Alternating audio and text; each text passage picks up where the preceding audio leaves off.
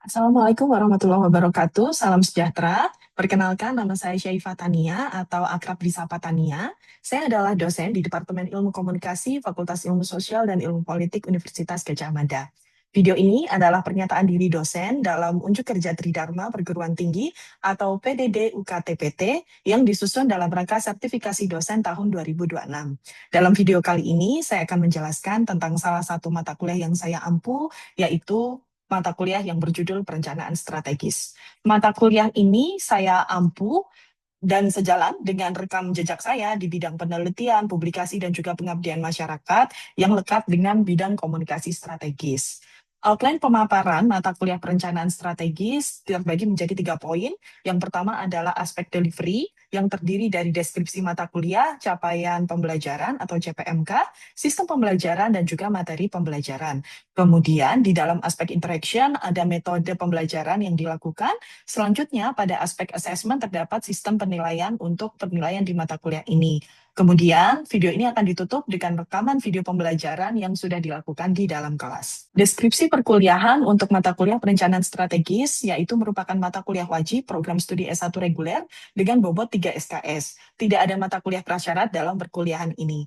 Kemudian mata kuliah ini dirancang untuk memberikan wawasan dasar mengenai arti penting perencanaan strategis dalam tahapan kampanye komunikasi pemasaran baik bagi organisasi profit maupun non-profit. Kemudian topik dalam perkuliahan mencakup riset atas situasi yang dihadapi oleh organisasi, kemudian penyusunan strategi dan pesan, pemilihan media, hingga evaluasi strategi komunikasi pemasaran. Selama perkuliahan, mahasiswa diperkenalkan pada sejumlah wawasan konseptual dasar, ragam studi kasus untuk melakukan kontekstualisasi konsep, serta untuk merancang strategi komunikasi pemasaran. Capaian pembelajaran atau CPMK dalam mata kuliah ini terbagi menjadi 4. Yang pertama adalah mahasiswa diharapkan mampu menganalisa data riset pasar dan perilaku konsumen sebagai dasar pertimbangan strategi komunikasi pemasaran. Kemudian CPMK 2, mahasiswa memiliki kemampuan kognitif terhadap konsep dan fungsi perencanaan strategis. Pada CPMK 3, mahasiswa dapat merancang dan mengembangkan kampanye komunikasi pemasaran yang efektif, strategis, dan juga efisien. Kemudian pada CPMK 4, mahasiswa dapat menyampaikan ide strategi kampanye komunikasi pemasaran yang disampaikan secara persuasif. Sistem pembelajaran dalam mata kuliah ini berjumlah 14 kali tatap muka yang dilakukan baik secara daring maupun luring dengan beban waktu pembelajaran 3 SKS sehingga membutuhkan waktu 150 menit per minggu. 150 menit per minggu ini kemudian terbagi menjadi 1 kali 50 menit tatap muka terjadwal, 1 kali 50 menit belajar mandiri, dan 1 kali 50 menit penugasan terstruktur. Ujian tengah semester akan dilaksanakan setelah pertemuan ke-7 untuk mengevaluasi CPMK 1 dan 2. Kemudian ujian akhir semester dilaksanakan setelah pertemuan ke-14 untuk mengevaluasi CPMK 3 dan 4. Materi pembelajaran dalam mata kuliah ini terbagi menjadi 2 paruh, yaitu paruh awal dan paruh akhir. Pada paruh awal akan ada 7 pertemuan yang diawali dengan pengantar perkuliahan yang menjelaskan mengenai perencanaan strategi sebagai sebuah konteks. Kemudian pada minggu kedua kita akan belajar soal positioning untuk melihat bagaimana brand memiliki posisi di benak audiens atau target konsumen mereka dan juga di benak pasar. Kemudian pada minggu ketiga kita akan membahas terkait soal objektif, melihat bagaimana brand membangun tujuan. Kemudian pada minggu keempat kita akan mempelajari segmentasi dan targeting untuk menentukan target audiens dan target konsumen. Kemudian pada minggu kelima kita akan mempelajari consumer insight untuk memahami insight atau hal yang ada di benak konsumen.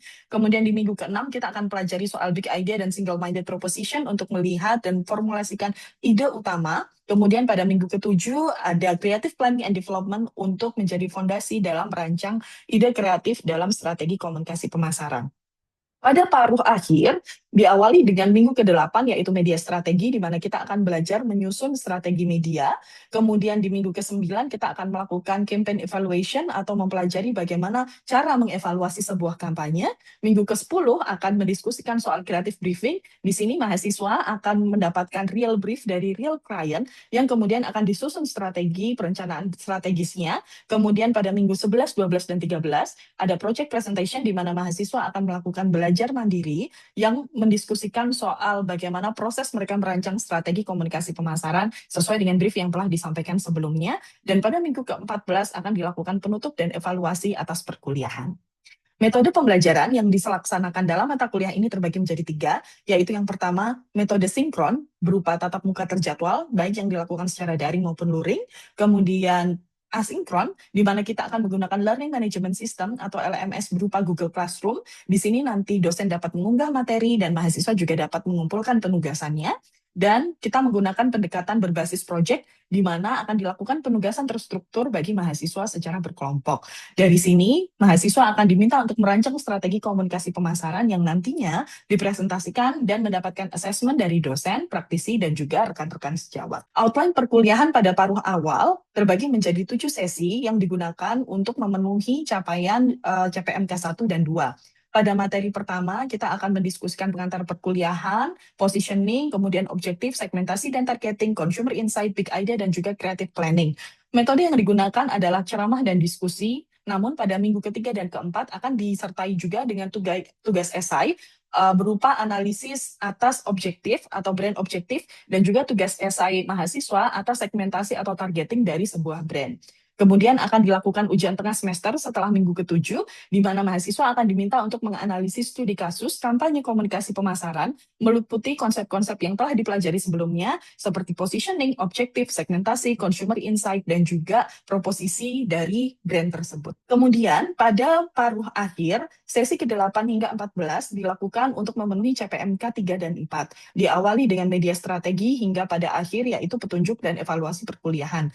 Pada metode yang dilakukan, secara umum menggunakan ceramah dan diskusi, kecuali pada minggu ke-11 dan 12, di mana mahasiswa melakukan belajar mandiri. Asesmen yang diterapkan di sini adalah presentasi kelompok, di mana mahasiswa akan secara berurutan mempresentasikan progres pengembangan presentasinya dalam menyusun strategi, perencanaan strategis, dan komunikasi pemasaran yang dilakukan berdasarkan brief yang telah diberikan oleh klien. Kemudian pada ujian akhir semester, mahasiswa akan diminta untuk merancang strategi komunikasi pemasaran ini yang kemudian dipresentasikan dalam format pitching di depan kelas, dosen pengampu, dan juga klien atau praktisi. Metode penilaian dalam mata kuliah ini terdiri dari 3 aspek, yaitu UTS sebesar 20%, UAS sebesar 40%, dan penugasan serta presentasi kelompok sebesar 40%. Adapun komponen penilaian atas penugasan ini terdiri dari sejumlah aspek, yaitu tugas mingguan 1, analisis brand objektif sebesar 5% untuk memenuhi CPMK 2, tugas mingguan 2 berupa analisis segmentasi dan targeting dengan persentase 5% untuk memenuhi CPMK 1, kemudian presentasi kelompok rancangan strategi komunikasi pemasaran yang disampaikan secara berurutan sebanyak 30% untuk memenuhi CPMK 3 dan 4, kemudian UTS berupa analisis studi kasus kampanye komunikasi pemasaran dengan persentase 20% untuk memenuhi CPMK 1 dan 2, kemudian UAS untuk merancang strategi komunikasi pemasaran berdasarkan real brief yang disampaikan sebesar 40% dengan capaian CPMK 3 dan CPMK 4. Berikut adalah referensi bacaan yang kemudian dapat diakses oleh mahasiswa. Demikian rekaman video proses pengajaran akan disampaikan setelah ini dengan menyampaikan hasil video proses belajar mengajar yang telah dilakukan. Oke, teman-teman, selamat sore. Selamat datang kembali di mata kuliah perencanaan strategis. Hari ini kita masuk kepada minggu kedua perkuliahan. Kita sudah menempuh mata kuliah minggu lalu, pertemuan terkait soal pengantar komunikasi strategis, perencanaan strategis, seperti apa. Nah, teman-teman, saya akan share dulu untuk screen-nya, semoga sudah muncul. Pada minggu kedua ini, teman-teman, kita akan belajar mengenai satu konsep, yaitu positioning. Positioning ini konsep yang cukup populer di dalam komunikasi pemasaran, tetapi sebetulnya tidak mudah untuk kemudian diimplementasikan oleh brand. Mengapa demikian? Karena kita akan mengawali ini dengan satu citasi kutipan nih, teman-teman.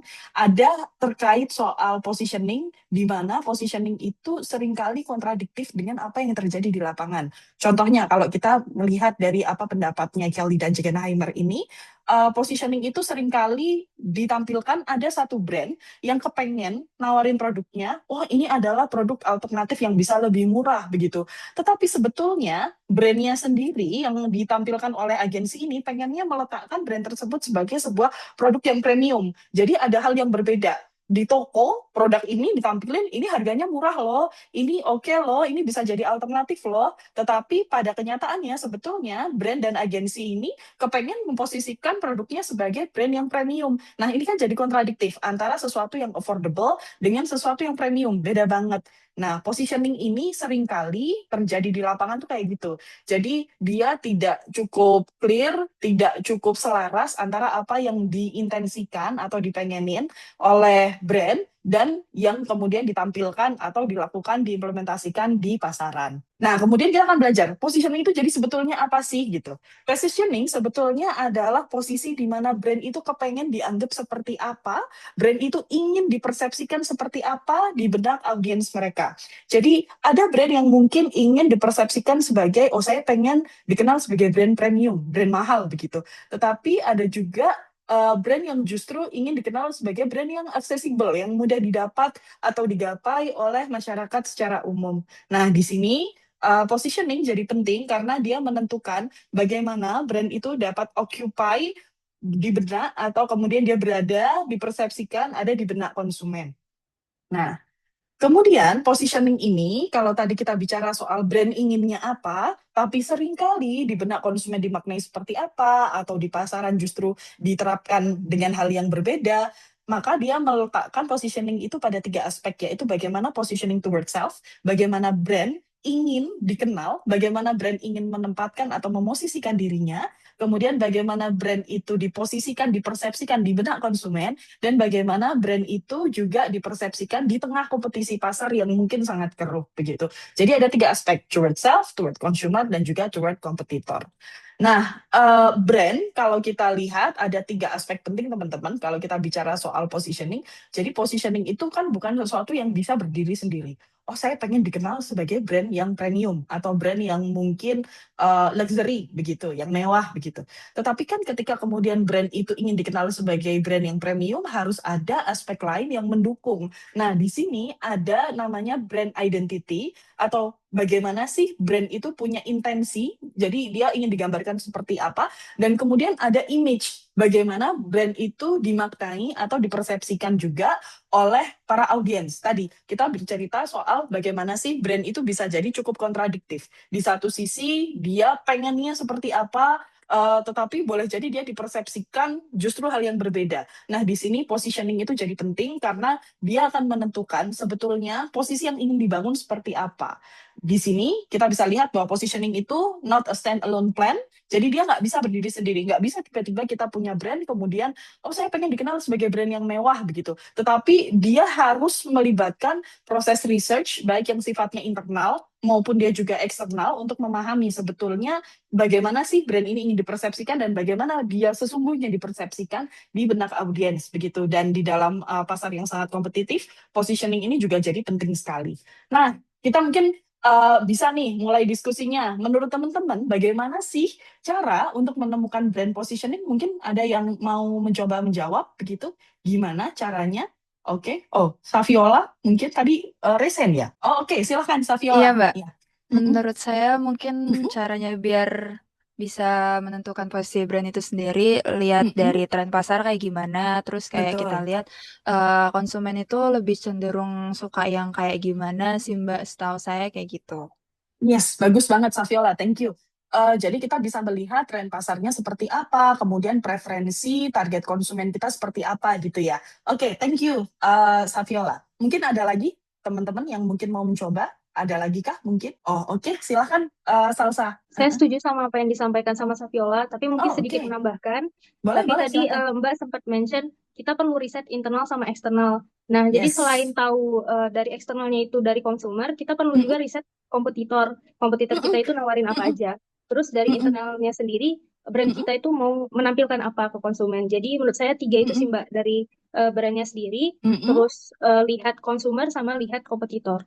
Oke, wonderful. Terima kasih. Betul sekali. Jadi kita bisa lihat aspek di dalam brandnya, konsumennya seperti apa, dan juga kompetitornya. Betul sekali, teman-teman. Jadi kalau kita bicara soal positioning, jadi penting ya, untuk pertama kita memahami secara internal. Know and love your brand. Kita paham dulu, brandnya itu seperti apa sih secara internal. Kemudian secara eksternal, kita juga perlu memahami audiens kita seperti apa.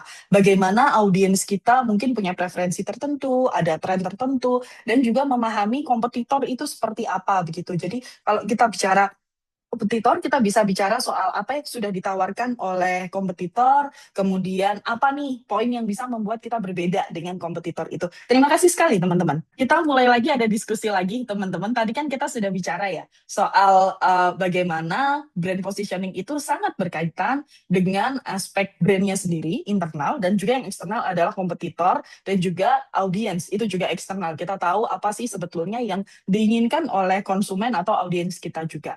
Nah, dari sini, dari 3 aspek itu, dari 3 lingkaran itu, ada beberapa kuadran yang beririsan. Menurut teman-teman, sebagai seorang strategic planner, di mana sih positioning itu mestinya yang paling strategis, yang paling efektif bisa kita posisikan? Apakah di kuadran A, di B, di C, atau di D? Mungkin teman-teman ada yang ingin mencoba? Oh ya, silakan, Afi. Kemudian nanti Wetna ya, silakan Afi dulu. Oke, jadi kalau menurut saya, gimana memposisikan brand itu di kuadran A, Mbak. Soalnya di situ kan ada brand sama audiens. Gimana misal audiens tuh punya permintaan dan juga Yes. brandnya tuh memberikan penawaran. Nah, di situ kita bisa menang karena kita nggak ada kompetitor, nggak ada pesaingnya. Gitu Ya, sih, Mbak. good. Jadi dia di kuadran A ya, karena brandnya kasih penawaran, kemudian ini sesuai dengan audiens, sementara kompetitor nggak ngasih. Oke, cool. Keren sekali, thank you. Wetna, boleh, silahkan. Kalau menurut Wetna gimana? Jujur sama sih Mbak, soalnya yang Mhm. kalau misalnya yang di D, B, sama C itu kan jadinya kita kayak positioningnya nggak ada yang spesial ya dari kompetitor dan itu malah kayak kita tuh misal yang di C malah rebutan audiens nih sama kompetitor, sementara yang Benar. di D itu juga kita sama-sama kayak kayak punya hal yang sama dengan kompetitor tapi malah nggak mencakup audiensnya sama sekali gitu sih Mbak, jadi di A juga. Oke, terima kasih Wetna. Ya, menarik ya, jawabannya sama nih gitu kan, teman-teman ada di poin A. Nah, apakah jawaban tersebut tepat? Mari kita lihat ya. Ya, betul teman-teman. Kalau kita kepengen tahu winning arena kita ada di mana di dalam membangun brand positioning, betul tadi di kuadran yang A, yang kuning ini ya. Jadi audiens kita membutuhkan dan kemudian brand kita juga nawarin, tapi kompetitor kita nggak ngasih, nggak memberikan penawaran yang serupa. Nah, ini adalah winning area. Kalau misalnya tadi seperti yang Wetna juga sempat sampaikan ya, kalau kompetitor kita udah ngasih, kemudian brand kita juga nawarin dan audiens memang sesuai, ini akan jadi trace area. Ngapain kemudian kita sulit-sulit untuk memberikan penawaran sementara kompetitor kita udah punya begitu. Kemudian kalau kemudian ternyata kompetitor kita menawarkan itu sementara audiensnya membutuhkan itu dan brand kita nggak menawarkan, maka itu justru akan menjadi sebuah losing area. Jadi dengan memahami betul kompetitor ini apa yang sudah ditawarkan dan apa yang belum, dan kemudian memahami kebutuhan audiens seperti apa dan brand kita bisa menawarkan, maka dia akan menjadi winning area. Pertanyaannya selanjutnya, kenapa sih positioning ini jadi penting? Pertama, dia bisa membangun diferensiasi market, teman-teman. Boleh jadi produknya mirip, tetapi ada perbedaan yang bisa diciptakan dari brand positioning ini. Kemudian yang kedua, dia bisa menjadi pilihan yang mudah buat target pasar kita. Target pasar kita mungkin akan ketemu ya dengan banyak sekali barang, atau mungkin kalau teman-teman kita lagi ke supermarket begitu, kemudian ketemu brand yang banyak sekali, kadang kita bingung. Nah, positioning ini bisa membantu untuk menentukan yang mana nih yang bisa sesuai atau selaras dengan kebutuhan kita. Dan kemudian yang ketiga, positioning ini juga bisa membantu kita mengamplifikasi strategi komunikasi yang kita lakukan begitu. Kemudian gimana sih positioning ini bisa dibangun? Yang pertama, bisa lewat atribut produknya. Atribut ini bisa berkaitan dengan karakteristiknya, misalnya, oh ada warnanya, atau kemudian harganya, atau kemudian materialnya begitu. Jadi dia menampilkan atribut-atribut yang dimiliki oleh brand tersebut. Kadang kan ada tuh produk dari satu brand yang kemasannya menarik sekali. Nah itu juga memberikan positioning juga. Kemudian ada juga yang dia muncul dari benefit produknya begitu. Jadi apa nih hal yang ditawarkan, yang di offer gitu sama sebuah brand yang kemudian bisa menghasilkan benefit tertentu begitu. Nah, ada lagi nih teman-teman, pasti familiar ya dengan Samsung Galaxy. Ini sepertinya brand yang cukup mudah untuk kita akses juga. Nah, ada banyak sekali varian yang dia punya. Ada Galaxy Z, kalau teman-teman lihat di situ ada Unfold Your World, Galaxy S, chipset dengan kamera Galaxy, Galaxy Note performanya tangguh, Galaxy A untuk semua kalangan, Galaxy M harga terbaik begitu dan lain sebagainya. Sama-sama Samsung, tetapi dia dengan segmen yang mungkin akan berbeda-beda dan mungkin positioningnya juga macam-macam. Menurut teman-teman seperti apa sih Galaxy positioning ini gitu? Mungkin ada yang ingin mencoba? Oke, Gaitsa silahkan. Mbak, terima kasih. Kalau Yes. menurut aku sendiri, sebenarnya Mm-mm. Galaxy ini tuh dia apa ya? Samsung ini tuh kayak kalau menurutku pribadi dia pintar Ya. menempatkan device-nya Mm-mm. untuk masing-masing kalangan seperti itu. Kalau aku Good. pribadi, aku berpendapat Uh-uh. bahwa kalau Galaxy S itu dia Mm-mm. apa ya? Kan di sini disebutkan bahwa chipset dan kamera Galaxy tercepat dan terbaik itu bisa Yes. apa ya? Kayak lebih menyasar untuk pemakaian profesional seperti itu yang Ya, dimana ya. seperti orang-orang yang bekerja seperti itu. Nah, lalu untuk Galaxy series A atau series M itu bisa digunakan untuk para apa ya orang-orang yang baru menggunakan handphone seperti itu atau seperti Oh, yang baru ya, masih pengguna baru ya. iya pengguna baru seperti yang Uh-uh. masih remaja dan juga yang lain sebagainya karena ditulis juga bahwa inovasi Galaxy yang dihadirkan untuk kita semua yang mana itu bisa menyasar ke seluruh kalangan seperti itu dan juga Mm-mm. kecepatan dengan harga terbaik untuk Anda seperti itu. Itu sih Mbak kalau Yes. menurut. Yes, terima kasih Gaitsa, bagus sekali. Jadi betul bahwa segmentasinya akhirnya akan berbeda-beda, targetnya akan beda-beda. Nah, ini yang membuat positioning ini jadi penting. Satu brand bisa jadi dia punya kategori yang macam-macam, dan positioning yang ditawarkan juga akan berbeda-beda sesuai dengan segmen yang dituju. Thank you Gaitsa, terima kasih sekali. Nah, kalau kita bicara soal market, seperti apa sih marketnya, maka kita bisa lihat bahwa positioning towards market itu bisa kita lihat dari tadi. Pertama, target audience, persis seperti yang Gaitsa sampaikan. Siapa sih target primernya, siapa sih target sekundernya? Boleh jadi meskipun sama-sama Samsung tadi, kalau kita pakai contoh yang tadi, tetapi targetnya beda, maka dia juga akan menggunakan positioning yang berbeda juga. Kemudian value proposition, sebetulnya identitas apa yang ingin dimiliki atau kemudian dikomunikasikan oleh sebuah brand atau benefit kuncinya apa begitu. Kemudian kita bisa juga menciptakan advantage dari kompetisi yang muncul. Apa nih yang membuat dia berbeda atau kemudian tidak sama dengan brand kompetitor. Oke, kemudian perceptual map. Kita bisa lihat ini sebagai contoh gitu ya teman-teman. Di perceptual map ini kita bisa lihat bahwa ada sejumlah brand coklat, sama-sama coklat, tetapi mereka mungkin punya atribut yang beda-beda, baik atribut harganya ataupun kualitasnya. Nah, di sini teman-teman bisa lihat, ini adalah contoh positioning. Misalnya, kalau teman-teman ingin yang harganya lebih murah, tetapi juga kualitasnya mungkin juga tidak terlalu superior begitu, maka mungkin brand yang ada di bawah, di kuadran bawah ini bisa jadi pilihan. Tetapi kalau teman-teman ingin harganya lebih murah, tetapi kualitasnya juga tetap baik, maka bisa dengan kuadran yang lebih tinggi begitu. Oke, teman-teman sampai sini mungkin ada pertanyaan dulu, silakan. Oke, silakan Alif. Oh, maaf Alif, belum terdengar, masih mute. Nah ya, Yes, selamat Alif, sore silakan. teman-teman dan Mbak Tania. Cukup Halo, menarik ya Mbak ya. pembahasan di pertemuan kedua kali ini. Nah, jadi tadi sebenarnya pertanyaan ini menyambung sama apa yang sebenarnya udah Mbak jelaskan juga. Terus juga tadi sebenarnya udah ada jawaban yang tentang winning area itu juga dari Wetna dan Afriani Mbak. Nah, tapi yang di sini yang cukup menarik tuh sebenarnya Alif kan ngelihat apa yang ada di sekitar nih ya Mbak. Kayak misalnya kalau kita berbicara tentang sebuah komunikasi pemasaran, kita berbicara tentang brand. Contoh deh Mbak, brand air mineral gitu. Nah, Ya. air mineral ini kan ya mungkin benefitnya kan sama semua ya dari semua brand air mineral, yaitu bikin Betul, betul. haus kita hilang gitu. Nah, tapi Iya, di otak kita kan ada brand-brand yang memang persepsinya itu udah berbeda seperti yang tadi Mbak betul, katakan. betul. Nah, mungkin Mbak di sini mau bertanya aja, kira-kira gimana sih Mbak? Ada satu brand ini tuh bisa dapat membangun positioning mungkin dari masing-masing ini meski mereka itu menawarkan produk yang ya kita tahu ya secara benefit itu sama gitu atau Oh, ya, ya, ya. karakteristiknya itu serupa gitu Mbak dan positioningnya itu kan bisa berbeda-beda dengan kompetitor yang lain tuh. Nah, itu kira-kira Betul. gimana Mbak tahapan-tahapannya atau bagaimanalah si brand ini bisa membangun itu? Mungkin itu sih Mbak untuk saat ini. Baik, terima kasih Alif. Mungkin saya jawab dulu ya, nanti habis itu kita ke pertanyaannya Blessing. Terima kasih Alif. Betul, ketika dua brand yang mungkin menawarkan hal yang serupa, atau karakteristik produknya juga serupa, bisa jadi agak kesulitan dalam menentukan positioningnya begitu. Nah, ini jadi poin yang sangat penting untuk kemudian bisa membangun aspek yang mungkin berkaitan soal emosional. Sebagai contoh, kalau kita bicara soal air mineral, ada mungkin brand air mineral yang menawarkan aksesibilitas atau airnya murni atau kesegaran begitu. Tetapi di sisi lain ada juga brand air mineral yang lain yang bicara soal keamanan, BPA free misalnya. bagi ibu hamil ini juga akan sangat lebih mudah ya kalau teman-teman memperhatikan ada brand air mineral yang menggunakan visualisasi keluarga ibunya sedang hamil begitu, dan kemudian merasa lebih aman atau merasa lebih nyaman ketika memilih brand air mineral tersebut karena dia BPA free, karena itu lebih sehat begitu. Nah, akhirnya penggunaannya mungkin selain aspek fungsional, aspek emosional ini juga jadi penting begitu. Begitu Alif, semoga menjawab pertanyaannya. Oke, terima kasih. Silakan Blessing. Baik Mbak Tania, terima kasih atas kesempatannya. Saya sangat Yes. tertarik dengan materi hari ini. Nah, di sini itu saya ingin bertanya Mbak, tentunya dalam positioning itu kan seperti yang sudah disampaikan tadi banyak sekali hal yang harus dipertimbangkan seperti Betul.